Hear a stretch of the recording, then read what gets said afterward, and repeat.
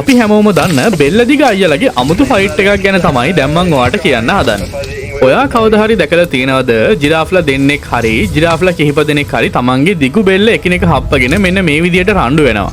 ඔයාට මේ වීඩියෝ එක බලද්දි හිතෙන්න පුළුවන් මෙයාලට මේ විදියට ගහගන්න එකෙන් වේදනාවක් දැනෙන්නේ නැද්ද? ඒ වගේම තමයි මේ විදියට ගහගන්න එක මෙයාලට ආරක්ෂිතද කියන එක ගැන. එහෙනම් අපි කතා කරමු මේ බෙල්ලදිග අයියලගේ ෆයිට් එක ගැන. නෙකින් කියන නමින් තමයි විද්‍යාත්මකව මේ සටන් නම් කරලා තියෙන්නේ. ගොඩක් වෙලාවට මේ සටන් නැති වෙන්නේ පිරිමි ජිරාෆ්ලා අතර විතරයි. බලය සහ ආධිපත්‍ය පෙන්වීම වගේම ගැහණු ජිරාෆ්ලා සමග සම්බන්ධකමක් ඇති කරගන්න සුදුසුද කියලා තීරණය කර ගැනීම පිණිස තමයි මේ විදිහට සටන් වදින්නේ. මේ සටන සිද්ධ වෙන්නේ ජිරාෆ්ලා දෙන්නෙක් එකපාරට බෙල්ල හරවගෙන තමන්ගේ බර සහ ශක්තිය පරීක්ෂා කරගන්න ගිහිල්ලා.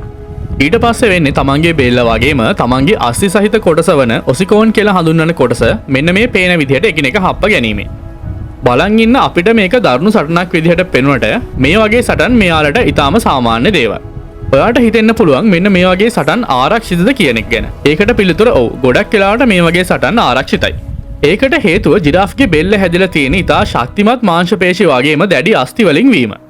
ඊට අමතරව ජිරාෆ්ගේ හිස හැදිලා තියෙන්නේ ගහන විට බලය ස්වභාවිකවම බේරිලා යන විදිහට. එහෙම නැත්නම් ස්වභාවිකව බලය බෙදා හැරෙන විදිහට. ඒ වගේ හේතු හින්දා මේ වගේ දරුණු සටන් ගොඩක් වෙලාවට බරපතල තුවාලයකින් තොරව තමයි අවසන් වෙන්නේ. හැබැයි ඒ කොහොම වුණත් ශක්තිමත් ජිරාෆ් කෙනෙක් ඊටාම වැරෙන් පහරක් එල්ල කරොත් හිසට හෝ බෙල්ලට හෝ බරපතල තුවාලයක් ඇති වෙන්න පුළුවන්. ඒ වගේම තමයි කලාතුරකින් මරණය දක්වාත් ඒ තුවාල ගැඹුරු වෙන්න පුළුවන්කමක් තියෙනවා. අවසානයේට මෙන්න මේ වගේ සටන් වලින් සිද්ධ වෙන්නේ ශක්තිමත් ජිරාෆ් ජය ගන්න එක. ඒ වගේම තමයි දුර්වල ජිරාෆ් නිහතමානීව සටනෙන් ඉවත්ව යනවා. ඒ විදිහට සටනෙන් දිනපු ජිරාෆ්ට අයිතිය හම්බ වෙනවා ගැහණු ජිරාෆ් සමග සම්බන්ධ වෙන්න. මේ ක්‍රියාවලිය ගොඩක් වෙලාවට මිනිස්සු හඳුන්වන්නේ ස්වභාවිකවම තේරීමේ ක්‍රියාවලියක් විදිහට. ඉතින් ඔන්න ඔය විදිහට තමයි බෙල්ලදිග අයියලාගේ අමුතු සටන අවසන් වෙන්නේ.